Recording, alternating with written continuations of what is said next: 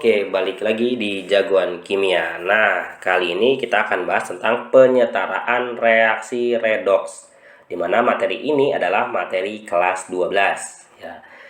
Dengan metode yang pertama adalah metode PBO. Nanti di sini ada dua metode ya, metode PBO dan juga metode setengah reaksi. Nah, yang paling gampang tuh pakai metode PBO ya. Oke, metode PBO, syarat kalian bisa materi ini adalah kalian bisa menentukan bilangan oksidasi. Nah, atau bilox. Nah, materi itu sudah kakak buatkan videonya ya. Jadi kalian kalau misalkan masih belum paham tentang materi itu, nanti kalian tonton dulu link yang akan kakak sediakan di bagian atas ya. Silahkan nanti diklik, tonton dulu. Kalau udah jago, baru ke sini ya. Oke, sedikit mengingatkan modal dasar di penyetaraan reaksi redoks ini ya, yaitu kalian harus tahu bilox dari H. Nah, H itu biloxnya adalah +1, kemudian O itu biloxnya -2 ya, ini minimal. H +1 O -2 minimal. Nah, ingat H +1 dan O -2 ini berlaku kalau dia itu berikatan dengan unsur yang lain. Contohnya H2O. Nah, berarti bilox H di sini, nah dia nilainya +1, 1 H-nya. Kemudian O-nya -2 ya. Ingat, nilai H +1 dan O -2 itu berlaku kalau dia berikatan dengan unsur yang lain.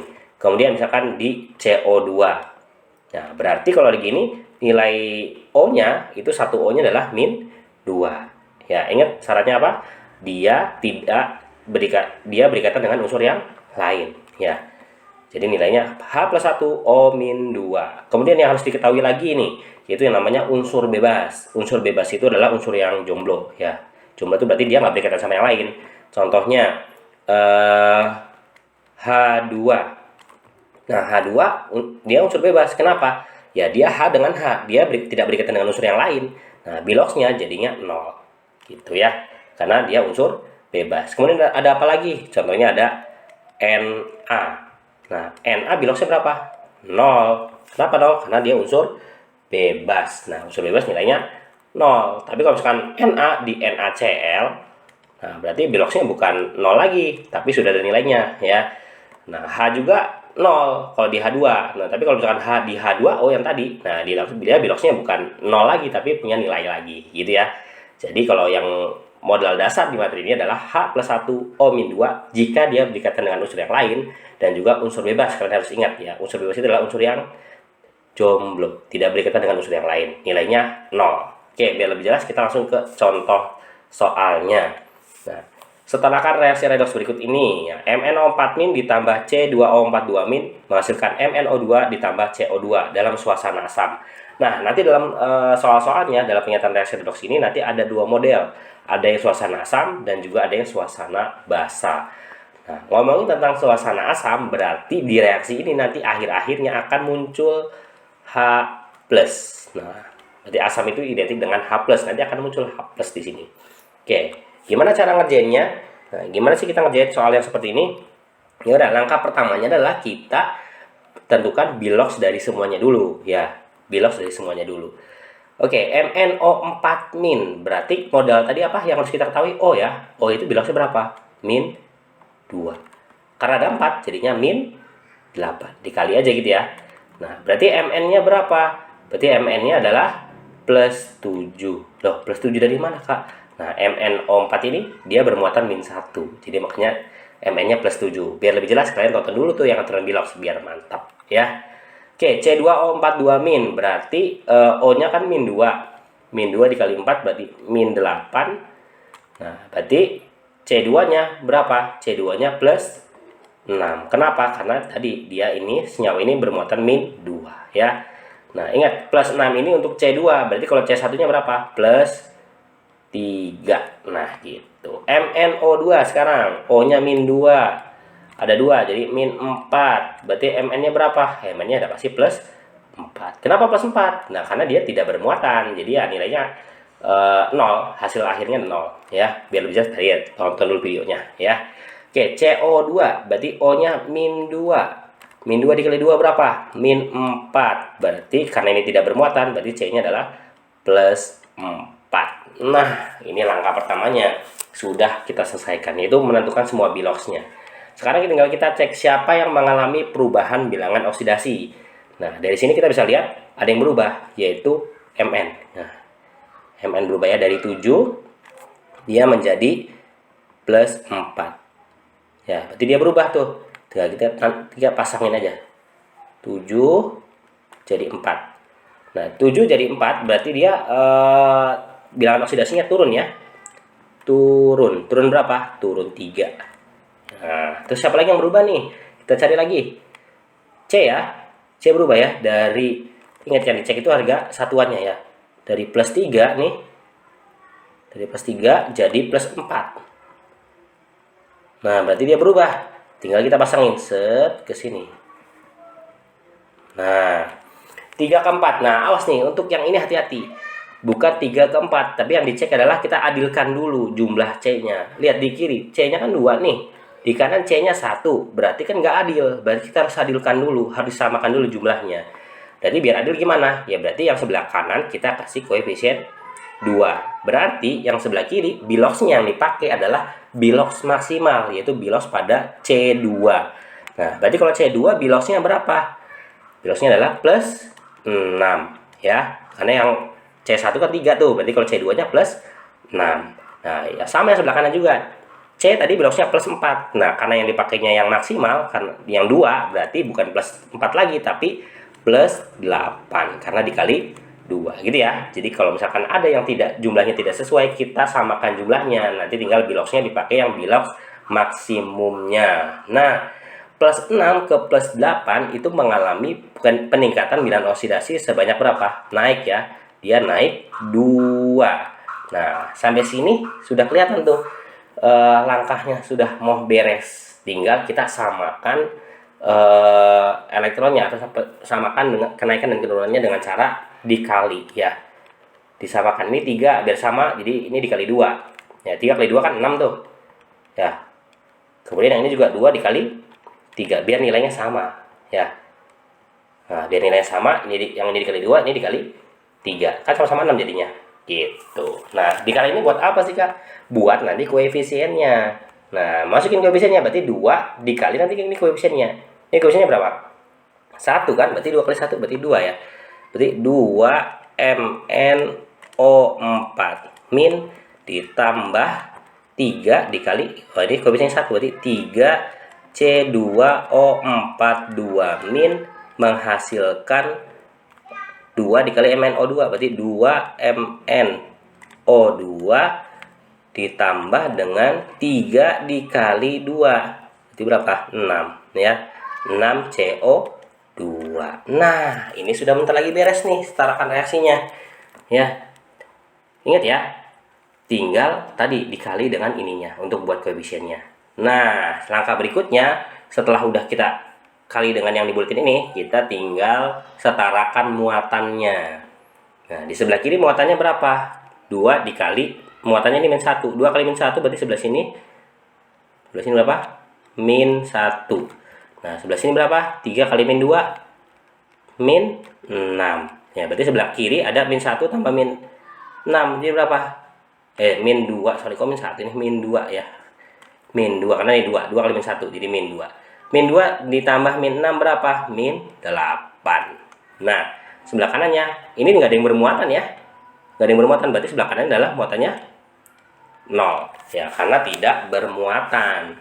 Nah, tinggal kita setarakan muatannya dengan cara, karena ini suasana asam, nah kita akan menambahkan H+. Nah, berarti nambahkan H+-nya di mana? Otomatis di sebelah sini ya, ditambah 8H+. Loh, kenapa 8, Kak? Ya kan 8, ini kan jadi plus 8 nih. 8 dikurangi 8, jadi sama dengan 0. Jadi muatannya di kiri dan di kanan muatannya sama. Oke, mantap. Nah, karena di kiri kita kasih H+, otomatis di sebelah kiri ada H kan? Nah, berarti sebelah kanannya kita harus samakan juga, harus ada H juga dengan cara menambahkan H2O. Nah, di kiri hanya ada 8. Nah, berarti di kanan harus ada 8 juga. Jadi kita kalikan dengan 4. 4H2O. Nah, hanya sama 8. Langkah terakhirnya tinggal kita cek O-nya. Di sebelah kiri, O-nya berapa? 2 kali 4, 8. 8 ditambah 3 kali 4, 12. 12 ditambah 8, berarti 20. Di sebelah kiri ada 20. Di sebelah kanannya ada 2 kali 2, 4, ditambah 6 kali 2, 12. 12 tambah 4 berapa? 16. 16 ditambah 4 kali 1, 4. 16 tambah 4, 20. Nah, berarti reaksi akhirnya yang setaranya adalah 8H plus ditambah 2MnO4 min ditambah 3C2O4 2 min menghasilkan 2MnO2 ditambah 6CO2 plus 4H2O. Nah, gampang ya untuk soal-soal seperti ini ya. Ya, biar mantap lagi, kita satu soal lagi ya, satu soal lagi yang suasananya basah. Gimana nih kalau suasana basah nih? Ya udah ingat, kalau nyetarin redox pertama ngapain dulu? Tentukan biloxnya dulu kan. Oke, biar cepat kita langsung tentukan biloxnya. CU biloxnya berapa? CU nih. CU biloxnya berapa? 0. Kenapa 0? Unsur bebas. Mantap. NO3 min, berarti kita tahu O-nya. O-nya min 2. Min 2 dikali 3 berarti min 6. Berarti N-nya berapa? Karena dia bermuatan min 1, berarti N-nya plus 5 gitu. CU2 plus. Nah, CU2 plus ini kan kayak unsur bebas kan? Karena dia nggak punya temennya, tapi unsur bebas dia punya muatan 2 plus. Jadi biloxnya sesuai dengan muatannya. Plus 2. Oke, NO sekarang. O-nya min 2. Berarti N-nya berapa? N-nya plus 2. Oke, mantap. Tinggal kita cek yang berubah. CU 0 jadi 2. Berubah kan? Nah, kemudian N juga berubah. Dari 5 jadi plus 2. Nah, sampai sini tinggal kita cek mengalami perubahannya berapa. CU 0 ke 2. Nah, sama-sama adil kan? Dia CU-nya cuma ada 1 kan? Berarti nggak perlu dikali kayak yang sebelumnya ya. Berarti 0 ke 2, berarti dia naik 2. Sip. Nah, NO3 min sama NO. N-nya sama-sama 1 kan? Berarti sudah adil juga. Kita bisa langsung cek. 5 ke 2, berarti dia gimana tuh? Turun sebanyak 3. Nah, sebelum dikali silang, ya kakak lupa ingetin tadi ya. O di sini berubah nggak? Bilox O. Di kiri dan kanan. Tidak berubah ya. Ingat, yang dicek bukan dia min 6, tapi kan dia harga satunya min 2 ya. Di kiri kan min 2 nih. Di kanan min 2, jadi tidak mengalami perubahan. Nah, ini kok Kak, ini kan min 6, dia harusnya berubah dong, min 6 jadi min 2. Enggak, karena yang dicek kan harga satuannya. Berarti dia tidak berubah dong, ya. Oke, jadi O tidak berubah. Oke, lanjut. Berarti ini biar sama nilainya, karena ini 2 sama 3, berarti ini biar sama, ini dikali 3, yang ini dikali 2. Jangan lupa dibuletin. Biar ingat, kalau dibuletin ini maksudnya dia itu nanti buat koefisiennya, ya. Oke, berarti kita sekarang tulis 3 kali CU, berarti 3CU ditambah dengan 2 kali NO3 min, berarti 2NO3 min menghasilkan 3 dikali CU2 plus, berarti 3CU2 plus ditambah dengan 2 kali NO, berarti 2NO. Nah, gitu. Langkah terakhirnya tinggal apa tadi? Samakan muatannya. Ingat, karena ini suasana basah, berarti kita akan menambahkan OH min. Karena basah ya. Kalau tadi kan asam namanya H plus, sekarang OH min. Ingat, sampai sini ngapain? Setarakan muatannya. Yuk kita cek muatannya. Di sebelah kiri ada berapa muatannya nih? Ini tidak bermuatan ya. Berarti ini 0 kan?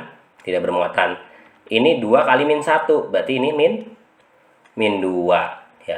0 tambah min 2 berarti sebelah sini adalah ada min 2. Sebelah kanannya 3 kali 2 plus, berarti kan ini 6 kan? 6 ya. Ini kan 0 kan? Nah, 6 tambah 0 ya 6. Nah, karena kita ini soalnya adalah suasana basah, berarti kita akan nambahkan OH min.